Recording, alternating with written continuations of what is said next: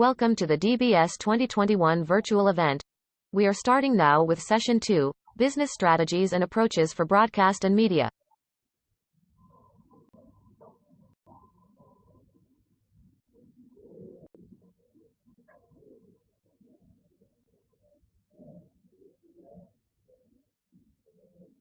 Ruxandra Obreja, Chairman of the DRM Consortium.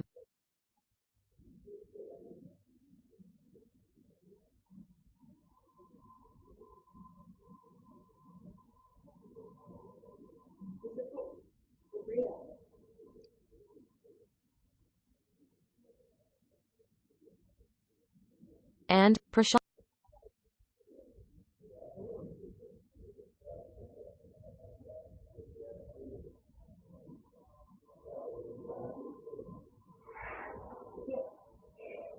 The session is chaired by Ms. Mardhiah Nasir, Vice President of Sales from IPSB Technology Malaysia. Aunt Butani, Senior Sales Director from MEASAT Satellite Systems Malaysia.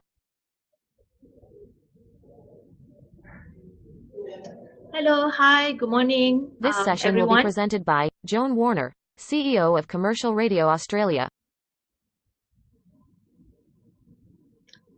Hi, good morning, everyone. We see each other again for the second session for ABU, and we welcome you along this session and joining us with three speakers. Joan Warner, a CEO for Commercial Radio Australia. Her responsibility in Commercial Radio Australia to roll out and implementing DAB digital radio in 5 metropolitan capitals covering over 60% of Australian population. And we have our second speaker next will be Ruxandra Obreja, a chairman of DRM Consortium, and has been with Digital Radio Mondale DRM Consortium chairman since 2008, representing and enjoying the support of both Encompass US and BBC UK on the steering committee of the consortium. And we have Prashant Butani, Sales Director of MEASAT Satellite Systems Mardhiah. He's a Senior Sales Director, and his role is to support MEASAT Satellite Services with 15 years of experience. So we have a very good panelist today and very good speakers today, and I hope you'll be able to engage with us through our Slido and ask us any question that you have throughout the session. Without further ado, let's bring up Joan Warner.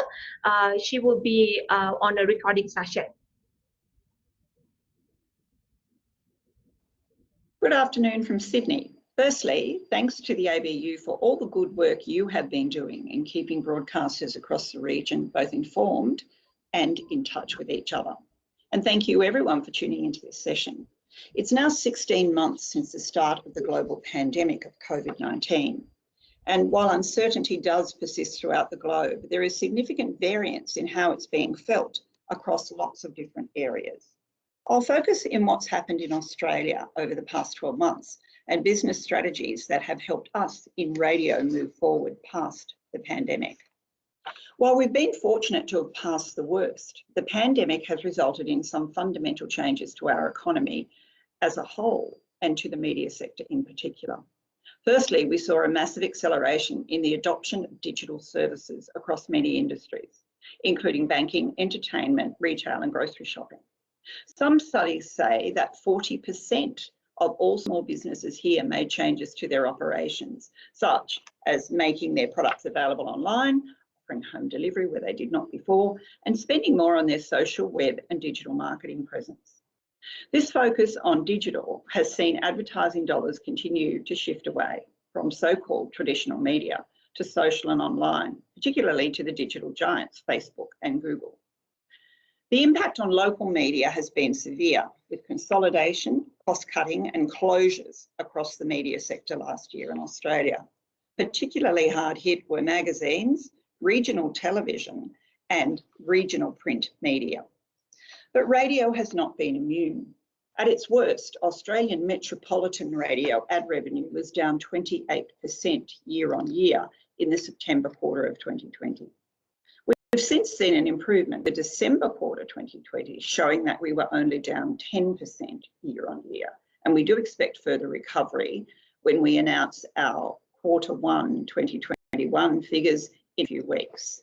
I'm now going to share my screen with you because I have some slides that go along with this discussion topic.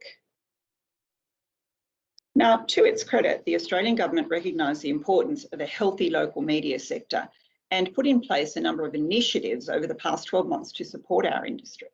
This included temporarily giving us a holiday from spectrum fees, providing funds through a program called the JobKeeper program, which funded the costs of staff up to a certain level in radio stations, delivering grants for regional journalism, and implementing new regulation on Facebook and Google through the News Media Bargaining Code, which will force Facebook and Google to pay for news snippets that it uses from news media organisations in Australia.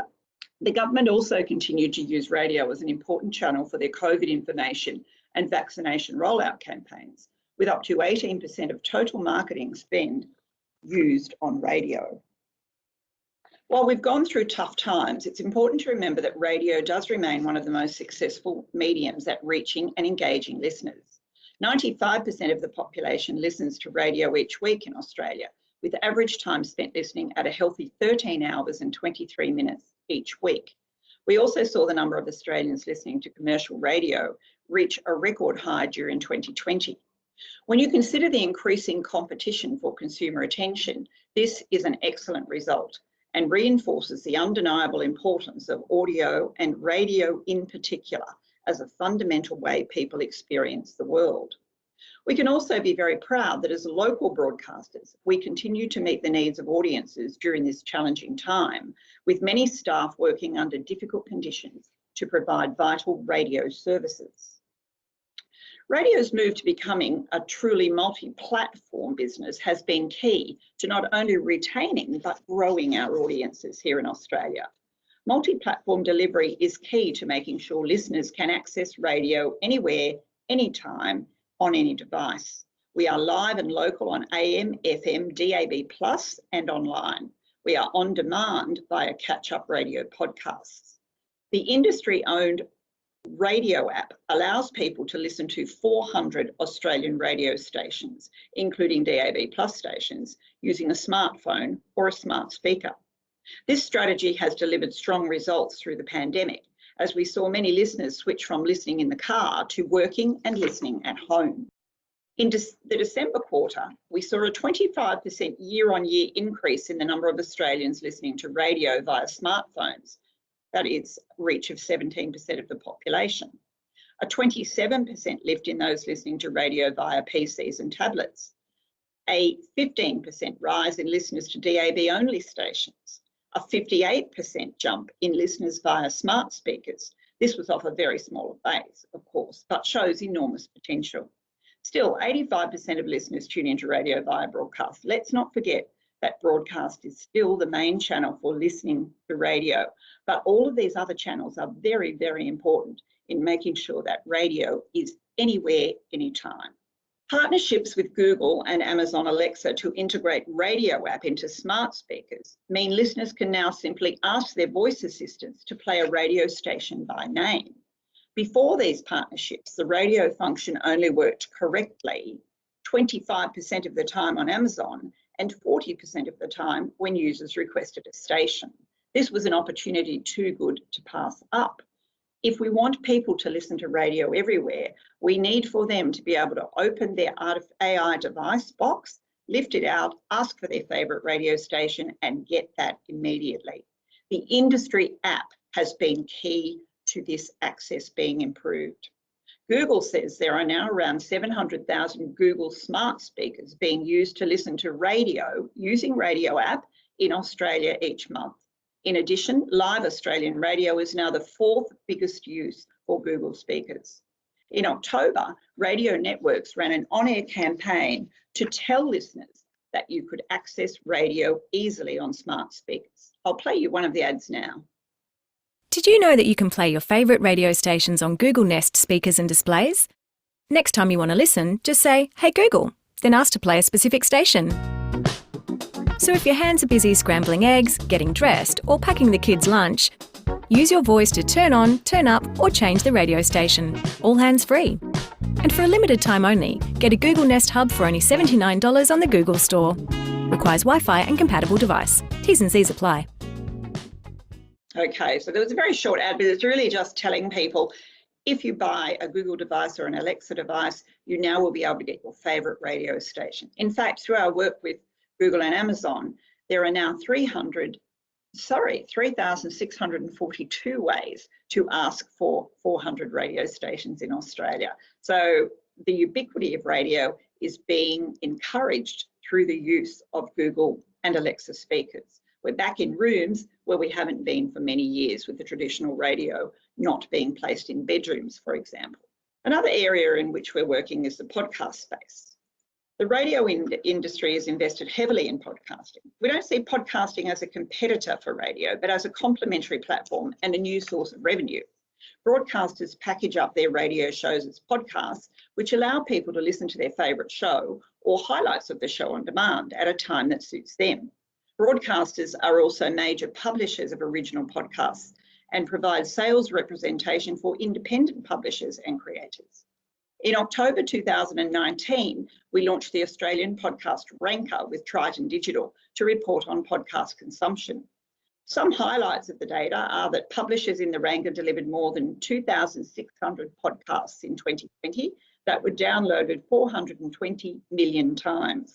Radio show catch-ups were the most popular category in the country, accounting for more than 100 million downloads. The number of unique devices used to listen to podcasts has increased from 1.8 million when the ranker first launched to 3.3 million by the end of 2020. Radio is a two-sided market. On one side, we need to keep innovating to attract listeners. On the other side, we need to innovate to meet the needs of our advertisers and government stakeholders. We have two more important initiatives underway to make radio more attractive for advertisers. These are the development of an industry-wide ad buying platform called Radio Matrix, and the Measurement Innovation Program, which will enhance the radio rating system. I'll provide a very quick update on each of these.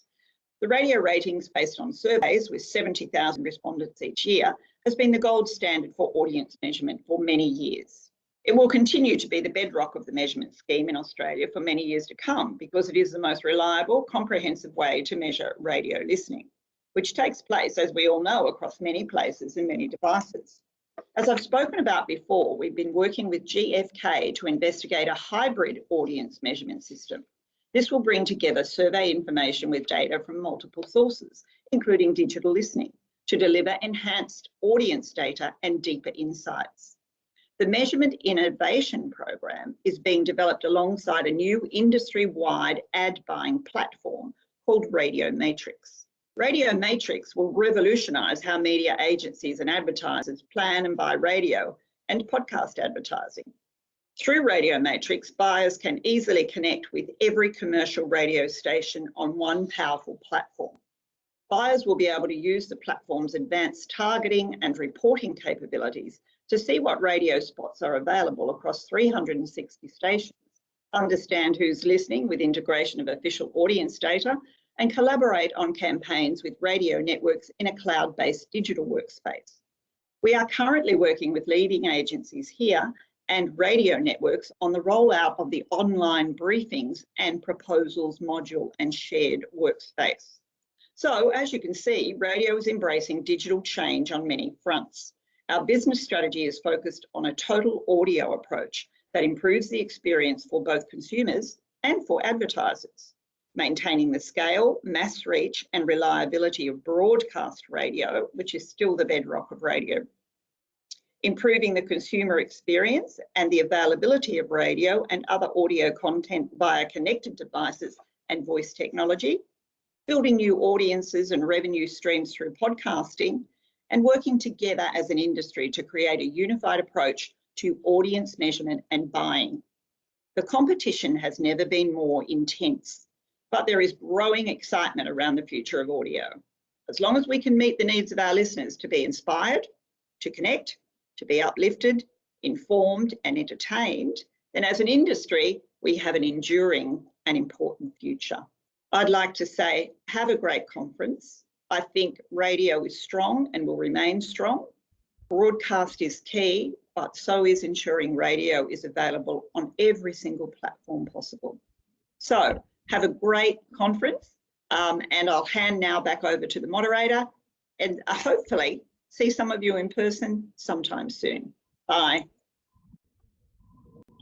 Thank you so much, Joan. I think that is very insightful to see how Australian radio stations be able to put up together a strategy moving forward to capture more audience in the radio segment.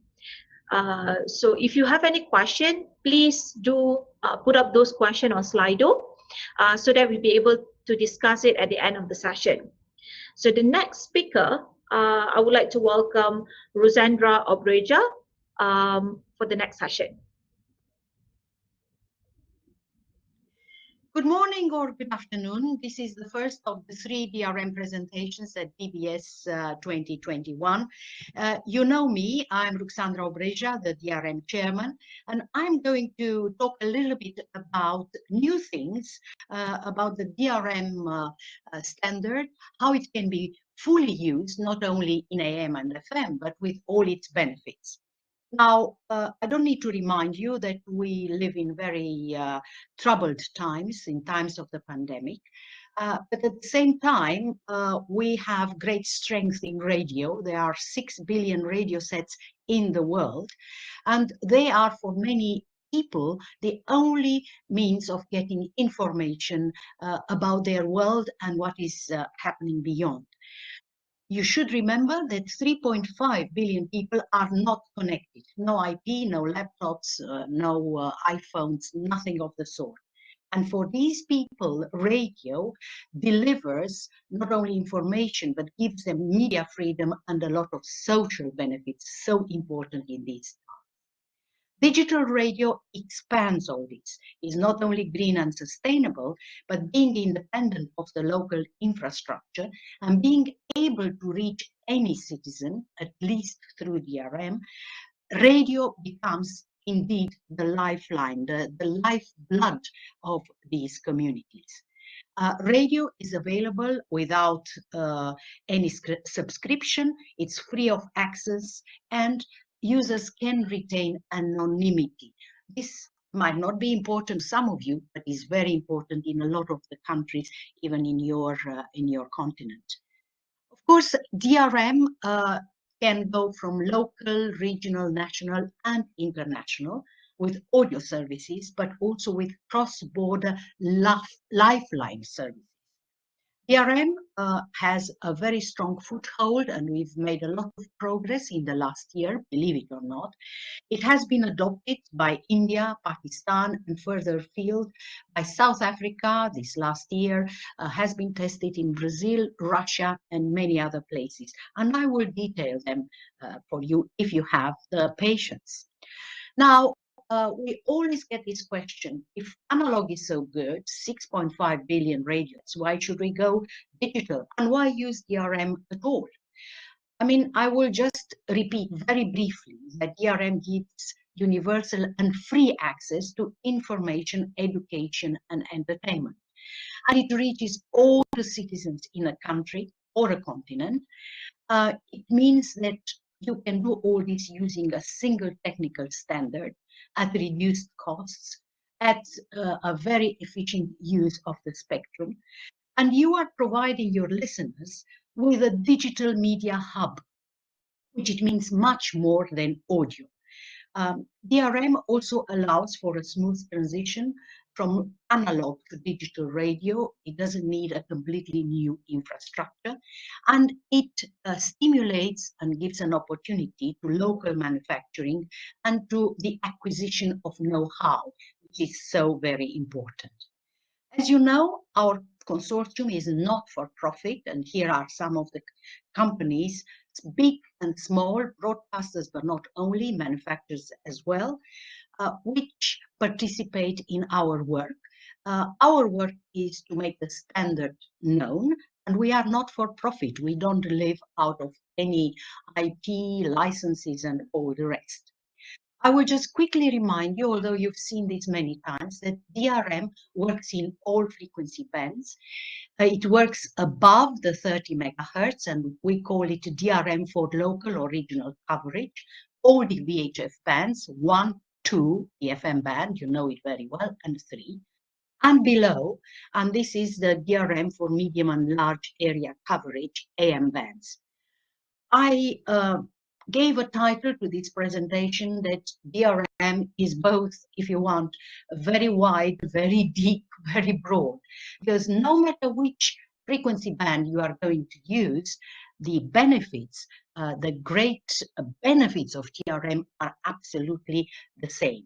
The features are many, but the most important for broadcasters at least is that in one frequency, we would say an analog FM or AM frequency, you can provide up to 3 audio services and multimedia. This is the element of the digital hub. And of course, you can upgrade existing infrastructure in AM and FM by using a very solid, well-recognized DRM, the DRM standard. No licenses are required, and attention broadcasters, you don't need to go to a multiplex solution, as each broadcaster remains in full control of their transmission and content. I won't go through all these. The first key feature is the one which I have mentioned, up to 3 programs and multimedia, obviously in excellent audio, with multimedia applications, and of course, providing very good coverage, either as a single transmitter or in SFM. No more frequencies for listeners to learn by heart, and of course, a lot of other benefits.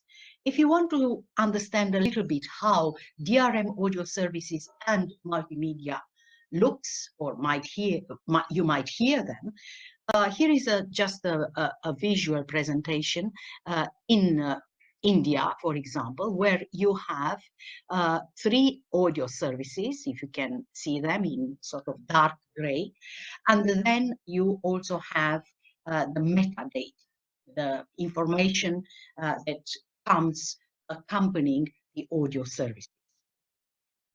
Of course, we mentioned the emergency warning, still so important. A disaster or emergency warning can be anything from illness to natural disaster to man-made disaster. And the beauty with DRM is that you can alert, wake up receivers in standby areas hit by a disaster from another part of the country or of the continent, which has still the transmission distribution capabilities. And this is what it shows. And don't forget, not everyone speaks the language or hears it very well.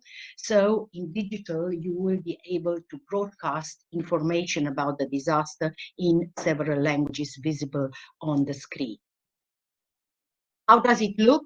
We talked about the media hub, the multimedia, and you can see on the left-hand side what this might mean. You can get a lot of information there, news and updates and traffic and a lot of things. Or you can use this particular service, multimedia service, to carry the emergency information. So on the left is the general kind of information you might get. On the right is the emergency warning, but in different languages, in this case, in different Indian languages.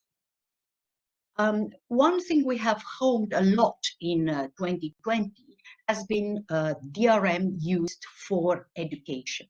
A lot of schools have closed, a lot of people haven't had any access to education, and this is why we want to highlight one of the great benefits of DRM, the access to information, entertainment and emergency warning, of course, but especially to education, because the data transmission, the 4th channel, if you remember, so audio, audio, audio, and then metadata, data, multimedia, that can be used for education.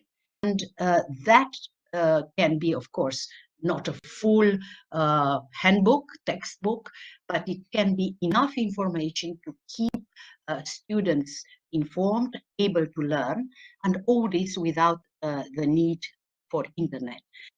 In DRM receivers, you can also cache the information, so you transform your audio and text live material into a textbook, which you can access later. So DRM can provide education to remote areas during a pandemic. And I would invite you to listen and see how it is done, and also get some hands-on experience on Wednesday when we are going to conduct a workshop on this particular subject. How does it look, education? Okay, through radio. And here I have illustrated a little bit how it might look. So if you look at the dark blue screen, the large one, this is the multimedia access through Journal Line. You can turn that into your school if you want. And then you can go to the language you want to be instructed in English, in Hindi or Tamil or any other language. Then you select the level and also the subject. And if you want to go for mathematics, you will have the lesson, the quiz, and the answers. And if you want to see, okay, I have learned all this, let's quiz and see if I have learned everything. The last picture shows you how a quiz might look. So you will hear much, much more about this on Wednesday.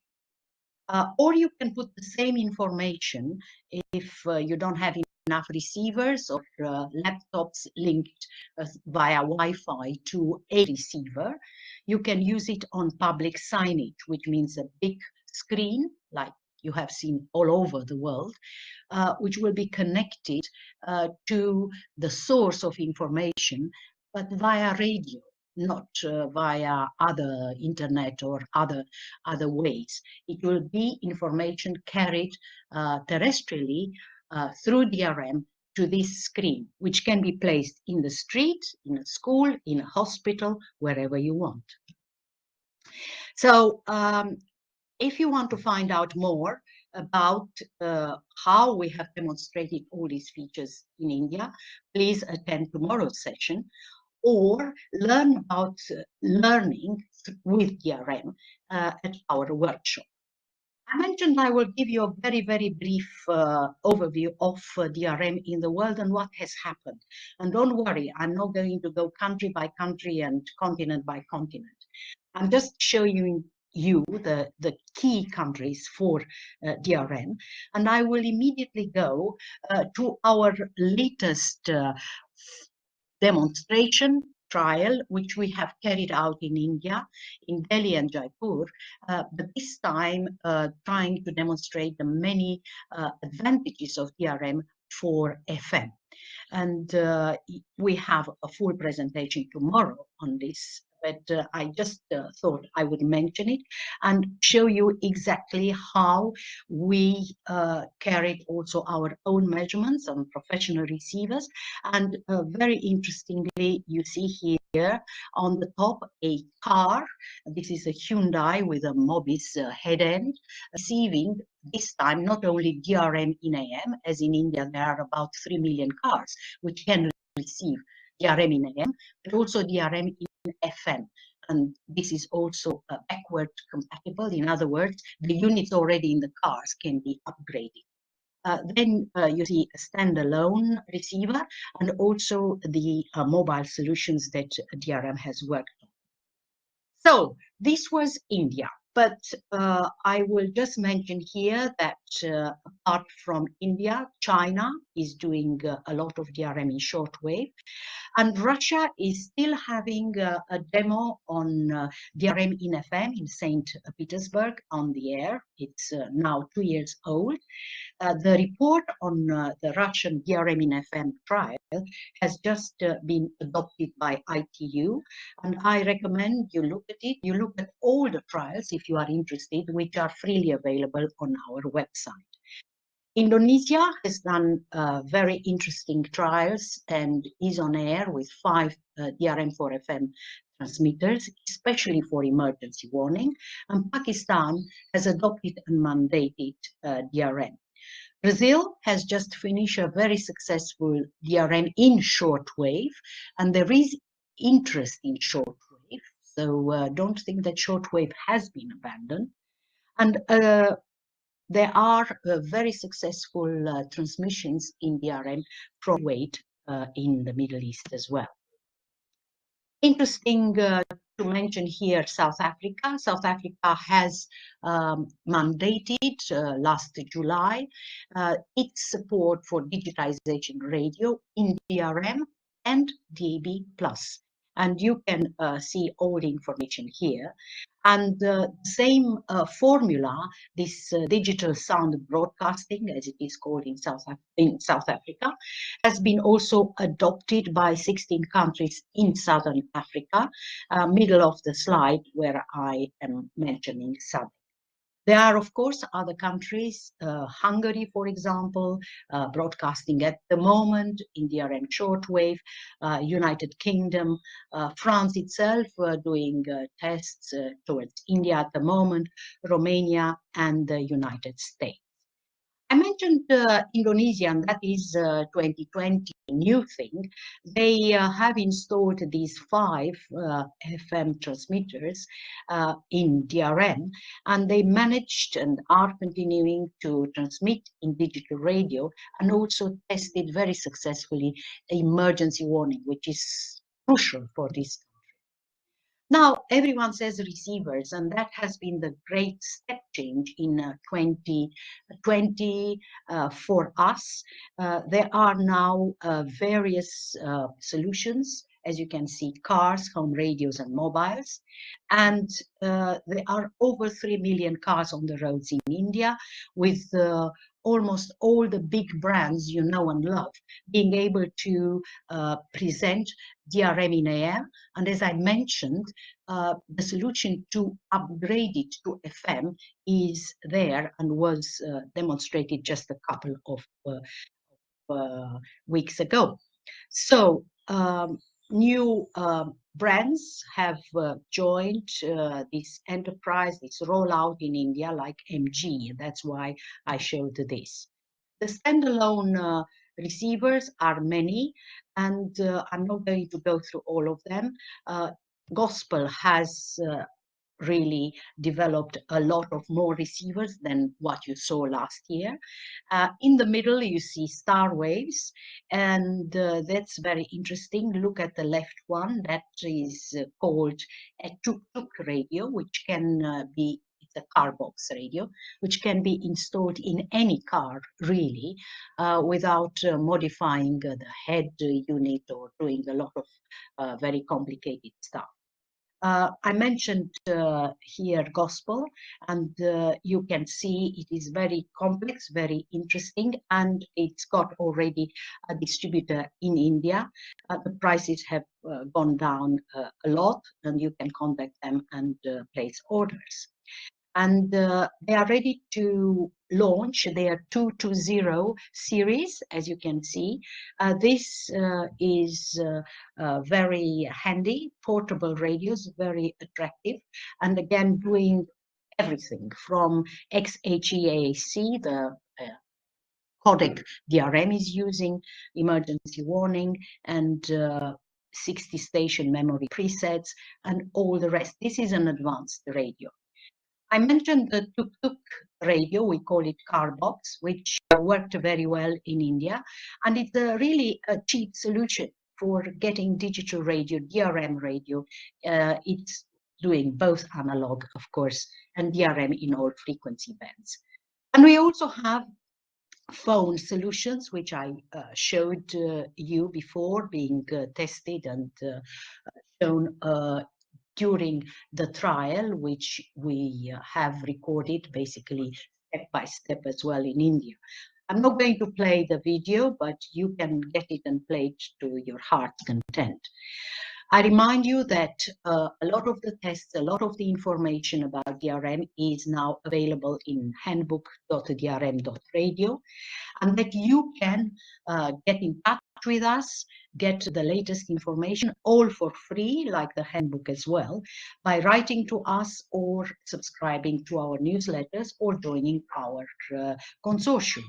With this, I will say thank you. And if you have Slido questions, please send them to us and we'll try to answer them. Thank you very much for your patience, and I hope you are convinced that indeed DRM has really made very great steps in 2020. Despite everything, radio is important, has become more important than ever in these times. Thank you. Thank you so much, Ruxandra. I think that's very informative, talking about the digital rollout for radio. Next speaker, a good friend of mine, will be presenting, Prashant. Hi there. So you'll be talking about broadcasting via satellite and OTT may not be a zero-sum game. So over to you. Thank you. Thank you so much.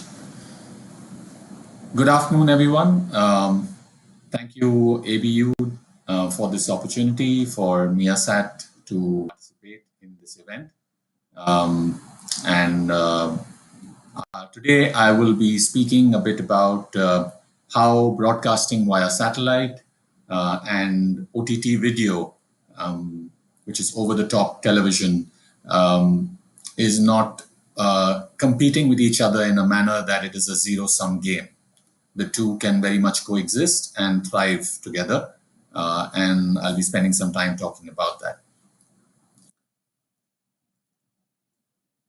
I'll quickly just introduce MEASAT and move into the rest of the agenda, talking about TV consumption, the contribution of media and entertainment, and then linear TV versus OTT on various parameters. I'll take an example of an emerging market and give some perspective on it, and then conclude the session. MEASAT is a Malaysia-based international satellite operator. We've been founded in 1992 and have been operating satellites since then. We've operated a total of 7 satellites, and our coverage reaches across 150 countries globally and is able to provide services to a population of more than 5.8 billion people. We have a vibrant Asian Ultra HD and high definition neighborhood. We also support multiple DTH platforms across Southeast Asia and countries like India, with more than 20 million subscribers across them. And finally, we are the flag bearer for Malaysia in various international forums, including the ITU, where we conduct our national telecommunication activities. MEASAT's satellites have provided services not just to Malaysia, but also countries across the world. We've continued our expansion right from the start with satellites like MEASAT 3, MEASAT 3A, and MEASAT 3B, which are currently in operation. We also provide high-end enterprise and telecommunication services, and also consumer broadband services via the Connect Me platform, which we launched in 2018, which is Malaysia's first high-speed satellite-based consumer broadband and available nationwide. We also have a satellite dedicated for Africa, which is the Africa Sat 1A. And in 2022, we will be launching MEASAT 3D, which will increase the capacity of satellite broadband by 10-fold and provide 100% broadband coverage across Malaysia, similar to MEASAT 5 now, but with increased capacity on board. We are anchored by a Malaysian workforce located here in Cyberjaya, and we are also the recipient of multiple international awards for the work that has been done by MEASAT in the satellite industry. Over 30 of our alumni have taken up key positions in leading companies globally, as well as the ITU, and we continue to grow with business from Malaysia and the rest of the world. To start with, let me speak about the consumption of television. And I've sourced this slide from the research done by Nielsen and the Broadcast Audience Audience Research Council of India, that's BART. And clearly, it's evident that with or without the pandemic, the consumption of television has continued to grow. Whether it's the mature markets like the United Kingdom or the United States of America or Germany, or emerging markets like India, Bangladesh, Sri Lanka, we see that the consumption of television has continued to grow over the last many years. Viewership during the pandemic has obviously gone up very significantly as more people have stayed at home, and television is the primary source of information and entertainment for these people. And finally, what has this led to? The contribution of media and entertainment as a percentage of GDP is very significant in most countries around the world. And you do have some countries where these are more developed markets like the UK and South Korea. But despite the fact that they are well developed, media and entertainment continues to be not just a high contributor, but also a high growth factor, riding on the K-wave and multiple English language content coming out of the UK. Similarly, emerging markets like Brazil, Mexico, India, and China, where media and entertainment has a high contribution and continues to show potential for high growth, even though the contribution may not be very high at the moment. Moving forward, the market size of linear TV remains large, and when you compare and contrast this with OTT, OTT is catching up. Figures from Statista suggest that while OTT is fast growing, linear TV continues to command about 70% of the total revenue that is gained from the television market. Over the next 5 years, while linear TV may continue to remain flat and in the mature markets may face some decline, the percentage of revenue will continue to be in the favor of linear TV, with a 60-40 percentage expected by 2025. The growth is definitely in favor of OTT, but we see that linear TV is not going away anywhere. Cord cutting, which we've all heard about, where many subscribers have let go of their cable or satellite TV connections, is real. But as markets are maturing, the returns from cord cutting are diminishing. According to Kagan, which is a media research group within S&P Global Market Intelligence, although linear TV has faced increased competition from OTT and there have been subscribers lost due to cord cutting, even today, 2/3 of all residential TV households still subscribe to linear TV services. Moving forward, we see that OTT has certain inherent advantages in developed markets. The key business enablers for OTT are broadband penetration and rising disposable incomes.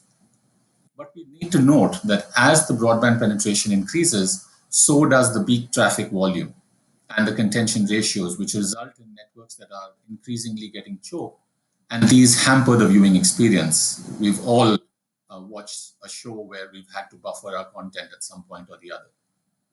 Similarly, as disposable income increases, it's easy for subscribers to add OTT platforms of choice, and cutting the cord or letting go of linear TV connection does not have as big an advantage in that scenario. As convergence increases for linear TV as well as OTT, they become an extension of each other.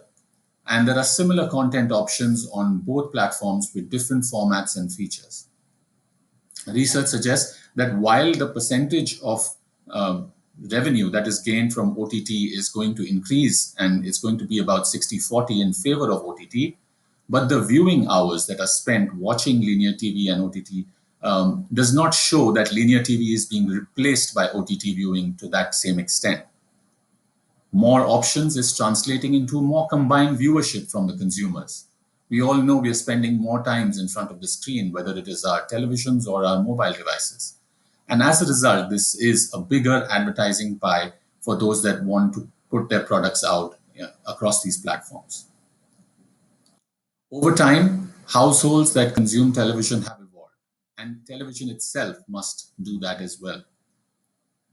Earlier, television was a social adhesive, bringing the family together. Now it is a personal and a mobile medium.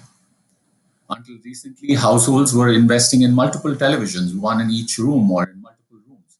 But now there is a shift towards one television in the living room and multiple smart devices where people consume their content. However, despite these trends, households are not abandoning the primary television. Instead, they are investing in larger screens. As content in 4K and 8K becomes available, families are coming back into living rooms again to enjoy that combined viewing experience. In countries like India, despite multiple service providers and an explosion of content, linear television continues to remain the highest consumed form of content.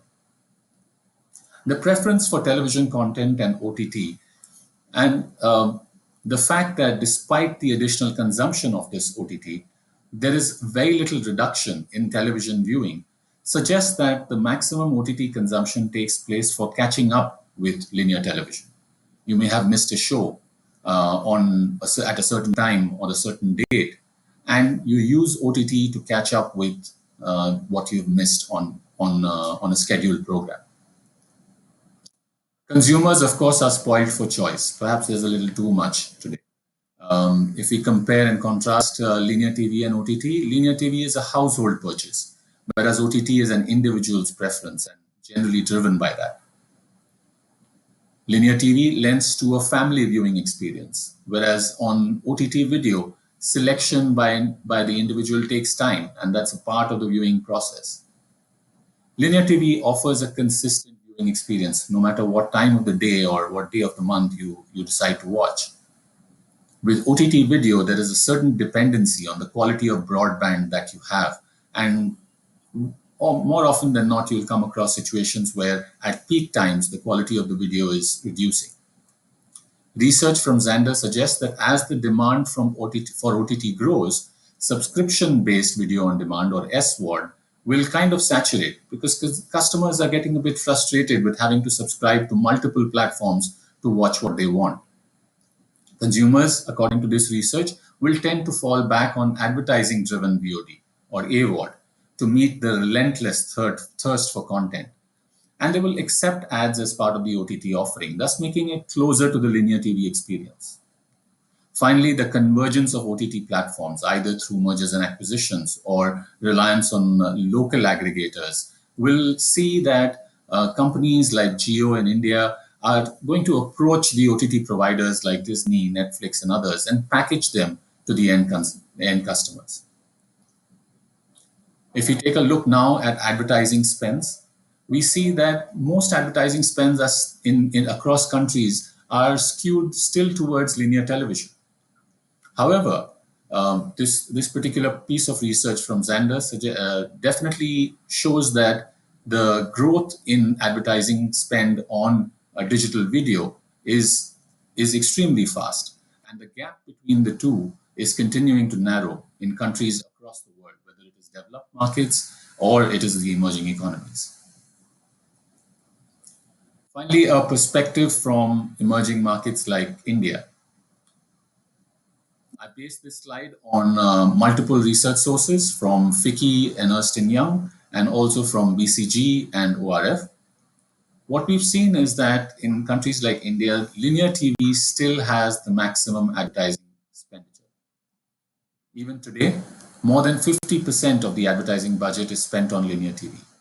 But the other component, which includes OTT, is growing very fast. OTT is more than $1 billion industry in India today and growing quickly.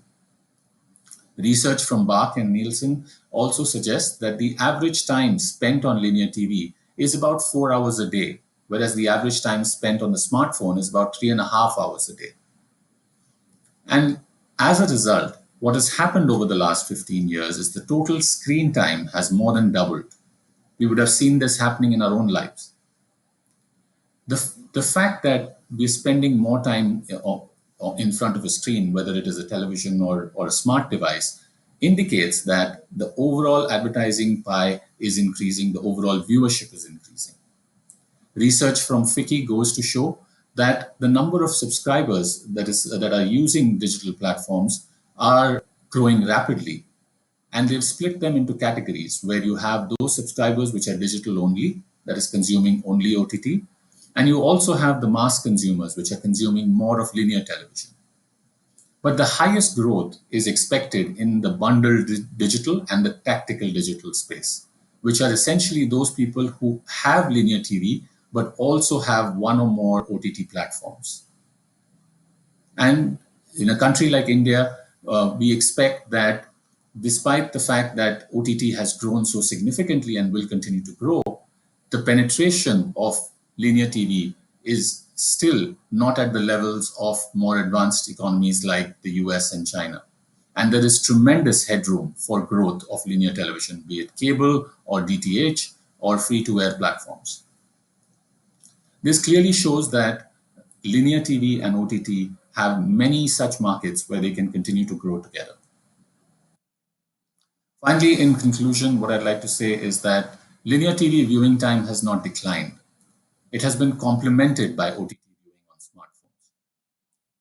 What we've seen is that video trends indicate that monetization of this will be driven both at the premium side by OTT SVOD and also by 4K and 8K content on linear TV, and also by mass segments like OTT AVOD and free-to-air.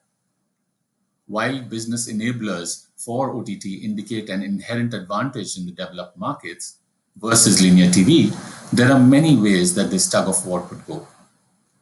Advertisers should not mind spending more, as the average time spent on viewing has increased in most markets. And the audience demographics for OTT versus linear TV can vary very drastically. Ultimately, convergence will mean that the whole should be greater than the sum of the parts, and that OTT versus linear TV is not a zero-sum game. That's all I have for my presentation. With that, I would like to say thank you. And if you have any questions, please do use the Slido platform and we'll do our best to answer.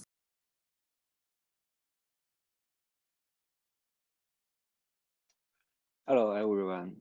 It's my pleasure to have such opportunity to update China's standardization and implementation on content protection. I'm Wang Lei from Academy of Broadcasting Science, NERTA, China. With the development of media convergence and 4K HDR industry, because of the high value of UHD contents, media industry pay more and more attention to content protection. For content providers, they need higher security guarantee for their high-value contents.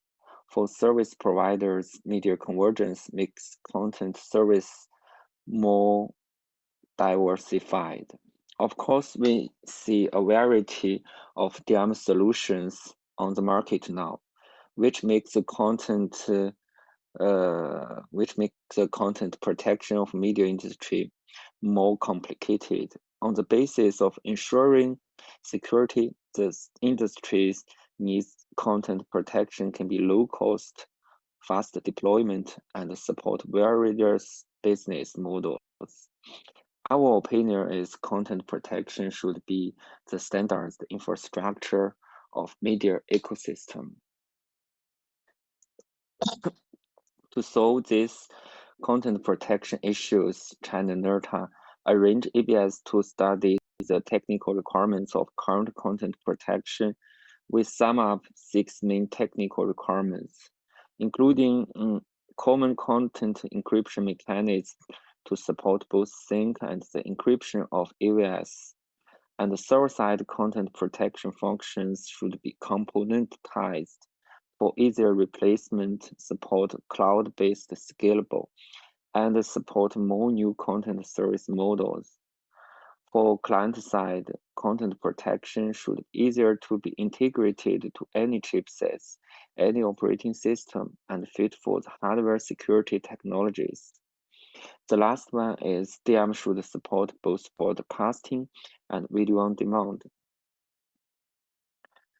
From 2018, and the framework of China DM Forum, we organized 105 members of China DM Forum to draft the specifications.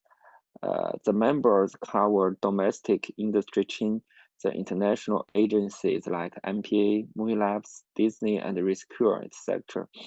Up to now, NERTA has issued 6 specifications, including the core spec, 3 integration specs for cable, IPTV, and OTT services, and 2 test specs, including compliance tests and compliant requirements. Currently, we have agreed with major content providers like Hollywood on the architecture and the standard issues. And also our core specification JYT 277 will upgrade to national standard this year. And also we will finish the implementation guide and the super distribution technical specifications this year.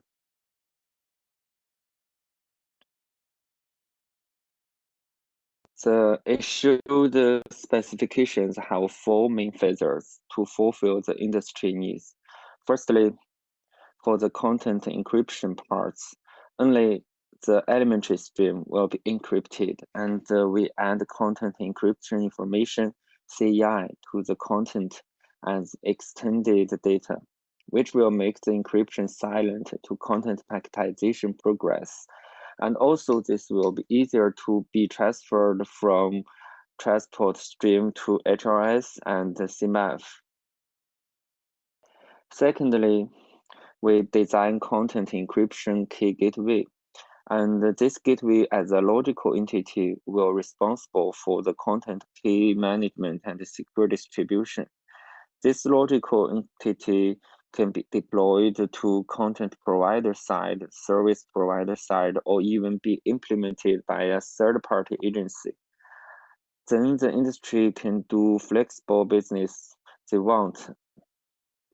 And also, and the authorization part, we designed the key usage rules bound to keys to realize the content usage limitations. This way makes the authorization easier and high efficiency. Thirdly, and client side, we define the client execution environment and standards the core functions and interface of this logical environment. Then the chip makers or the security technology providers can provide unified DM client environment to deploy DM functions and client side. Also, we defined the core functions and applications interface for DRM client model. That makes the DRM client can be easier to be integrated by any operating system, device, and applications. At the end, to satisfy the needs of content providers about content authorization, we classified the DM client to 3 levels: software profile, hardware profile, and enhanced hardware profile. Software profile means implementation of some or all DRM client runtime based on software security mechanism. Hardware profile means implementation of DRM client execution environment based on hardware security mechanism. Enhanced hardware profile means on hardware secure level, DRM client execution environment should also have capabilities like side channel attack defense, forensic watermarking, etc. This will let the content provider only authorize high-value contents to high secure level devices. Content protection is not only a technical issue. Content protection is a coordinate of technical specifications, market management, and the law. Based on this idea, we have built China DRM implementation support platforms. China DRM members will draft new specs. DRM client work group provide unified DRM client source codes, and the China DRM lab do the compatible tests and security assessment to make sure the products be developed correctly. DRM certified mechanism granted by CNC enforce the standards and the correct implementation, and the China DRM Trust Authority will build the trust between content providers, service providers, and device makers and the law.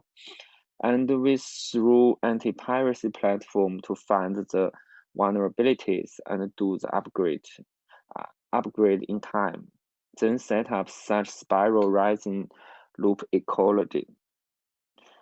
These are what we have done to support the industry, from standardization to industrialization, enforcement, and internationalization. At the industrialization part, we have unified DM client SDK and also open DM server-side sample codes. Of course, we also provide anti-piracy services based on blockchain and AI technologies. For the enforcement, have three parts: China DM Trust Authority, DM assessment, and DM certification. And also we have a mechanism to work with other countries and the whole world media industry. For up to now, we have more than 12 operators are deploying or has finished the deployment. Huawei and Sony TV has integrated our DM technologies and kits to their more than 70 million devices. Currently, 6 companies get the certificate of DM integration services, and this certificate is granted by CNC. And we have 23 DM server-side components compliant with China DM at market, and more than 19 DM client-side products, including chipsets compliant with China DM now. And about 12 service providers, including cable, IPTV, and OTT operators or service providers. Conclusions for the media convergence and face to the complicated business models of China market, we need this unified and open China DM ecosystem and get the support from global major content providers. Of course, we are glad to share more to all the ABU members if you are interested to this. And welcome to China and the China DM Lab. If you have any comments, you can contact me through my email anytime. Thanks for listening, and thanks ABU and ABU Technical Committee. Actually, there is a question from the audience that's been watching us on Slido, talking the exact same topic that what you have been presenting. But before we go to that, I just want to touch about the satellite business as a whole. You mentioned about Connect Me. It's very interesting to see how MEASAT have be able to provide a satellite internet for the consumer. Can you tell us more about that? Absolutely. Connect Me is MEASAT's foray, I would say, into the B2C segment. And we've launched this platform back in 2018. We've now been doing it for about 2 to 3 years, and we've grown exponentially over these last 3 years. As you can imagine, internet today is a must-have utility. We keep hearing stories in the media where people have had to walk for kilometers and students are unable to access online learning because they don't have the quality internet. And that's where MEASAT's Connect Me offering comes in. Because with a single satellite dish and a set-top box, the way you're able to receive television content anywhere in Malaysia, you're able to also receive the internet now. You're able to access the internet from anywhere within Malaysia. All you need is a Connect Me dish and a box. And what we've done in the rural areas is we've set up Wi-Fi hotspots via a product called Connect Me Now, where a group, let's say a small village of say 50 people or 100 people, they install one Connect Me Now hotspot, and all they need to do is buy recharge vouchers with which they can simply access the Wi-Fi, buy a certain amount of GBs of data, and then use that data on their smart devices. So this is our Connect Me platform, and we are upgrading it in a way with the launch of our new satellite in 2022, which should take the speeds up as well and the overall capacity of Connect Me up as well. So that's coming up. Interesting. I think that will solve a lot of internet issues with the rural area and really embrace this technology. And for broadcaster, we be able to benefit from it as well. So the next question will be from the audience. He asks here, or he or she, is because it's anonymous. It mentions some broadcasters implement their own OTT platforms. Some others going for partnership with other OTT provider to provide just the content. So which one is better? Which one is better? Do you think should, as a broadcaster, build up their own platform, or they just leverage on current OTT player? If you look at traditionally how distribution works and works well, you see that most big broadcasters who have their own distribution platforms are able to leverage the fact that they produce their own content and at the same time control the distribution as well. And that brings in the biggest advantage, because they're able to leverage on the cost of production as well as on the reach of distribution. The same applies to OTT. If you have a library of content, if you are a Disney, or you are, let's say, in India, you are a Balaji Telefilms or a Star, having your own OTT platform means that you have the power of your own content and you have the power of distribution. Whereas if you look at aggregators, if you look at those that don't own the content and those that have simply aggregated the content, that's a very difficult business model to work in the long run, because you're constantly spending huge amounts of money on buying content. Even if you look at Netflix, even though they buy a lot of movies, they're also producing a lot of their own series and a lot of their own content now. So that's where the advantage lies. There's no one better than the other, but yes, definitely if you have a library of content, having your own OTT platform makes your reach much better. Yeah, and you need to stay relevant, and for the long run, I think both ways they have pros and cons. And I think you're right. It's all about your objective, how you want to reach a consumer at the end of the day.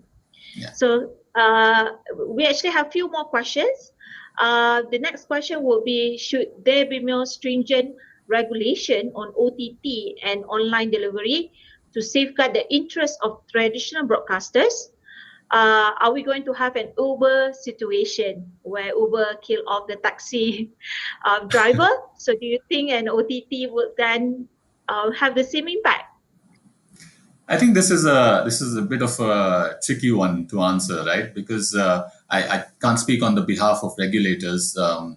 Regulators have their own thought process and their own machinery in terms of how they like things to be governed and how things should grow from their perspective. I would say that regulation in any form or in any industry needs to enable the business, needs to allow the businesses to grow and thrive, and that needs to be the objective, because that benefits the end customer, which the regulator is looking out for. So should there be more stringent regulation? I don't think one answer fits all. It depends on the market. It depends on whether the end customer, the end consumer will benefit from that regulation or not. And if so, then yes, the regulation should be introduced. And that's the, I would say, short answer to that. Yeah, I think the consumer movement is very crucial nowadays. We see again and again, the reason is not because of Uber, it's not because of GameStop. If you heard about GameStop before, it's because the consumer is actually changed the industry. So regardless whether the law enforcement are there, actually the consumer, the users is actually the one who drive the business nowadays. So it's very different era that we're living today. Exactly. We have a lot of questions. It's very interesting. Keep them coming. We can cover a few more. So this one is very interesting. This person wanted to know the contribution of MEASAT satellite that affect OTT, especially with the direct connect for the cloud platforms. So I think this is very relevant to your product that you mentioned just now. Sure. Well, the short answer to this is that MEASAT provides technology platforms. If you are a broadcaster and you want to send your television channel across all of Asia Pacific, Europe, Africa, we have the satellite that can carry it in a linear broadcasting fashion. Now, in addition to that, we also have internet as a service. And if you are someone who is an OTT service, you can ride very easily on Connect Me, and you can have your signal available wherever Connect Me as a service is available. So I would say, similar to what I mentioned in my session, the OTT and linear TV complement each other. It's easy to imagine a house, somewhere in a kampung having an Astro dish and a Connect Me dish. So you have television coming to you via the linear TV route, and at the same time, you have the internet coming to you via a Connect Me dish. Interesting. So we're going to see more of that in the future, I think. Relate to the Connect Me question, this is an interesting question. Talking about Starlink. So when Starlink launches in Malaysia someday, would MEASAT react to that, and how will it affect Connect Me satellite broadband business then? So this is again a very very popular question. My colleague and my management have spoken about this on other platforms as well, and I would say we are watching the developments in this LEO broadband space very closely, and MEASAT being a satellite operator for the last 25-30 years, we are definitely going to use that experience that we have, and now with Connect Me as a product over the last 2-3 years, to see what's the best possible either partnership or the best route to make sure that the Malaysian consumers continue to get the satellite services that are world-class and state-of-the-art. Yeah, absolutely. I think it's all about solving the nationwide problem of the internet problem that we're having right now. I think MEASAT being a Malaysian company, I think you have put up a lot of interest in Asia, Southeast Asia area especially. So I think Starlink will come, but I think you guys will have a better proposition in that sense. So I have a last question from the audience. So it touched on your couple last slides on what's your opinion on the growth and decline of live streaming in OTT. It's not really the live linear TV, but the live streaming of OTT. Yeah. What's your opinion on that? Yeah. Live streaming is probably one of those use cases that 2 or 3 years ago, I would have said that linear TV has an advantage in terms of live streaming. And to some extent, it still does, because when you want to watch a live football match, you don't want to be buffering just before a goal, right? You don't want that experience of your screen going blank just before a goal is about to happen. So watching it on a large 4K or 8K television, with the most premium package that you can get for that sport, is definitely still a preferred viewing option. But at the same time, in the last 2 to 3 years, what has happened is, live streaming on OTT has become the preferred way for people to watch it when they're on the move. If they are traveling, if they are in a place where they cannot sit down in front of a television, then yes, that experience of having a live match, even if it's a bit slow, on your mobile device is truly invaluable. So again, the two seem to complement each other. Live streaming on OTT will continue to grow, and live streaming on linear television will continue to upgrade. Today you're watching your Premier League in 4K. Tomorrow you will watch it in 8K and enjoy that viewing experience even further. Yep. Thank you so much for that answer. I think, yes, I think a lot of people right now using multiple platforms, watching the same content. So you're on the move, you watch online. If you're at home, you watch on your linear TV, watch it on your iPad, vice versa, in various scenarios. So we need to cater to all of that. So that's the whole point of discussion that we're having with this question. Thank you so much. I think that's about it for today. Thank you, Prashant, for a very insightful topic. And I hope that everyone listening will be able to benefit from it. And we'll see you on our next session, third session at probably 3 o'clock. Thank you so much. Thank you. Thank you. Thank you, everyone. Bye.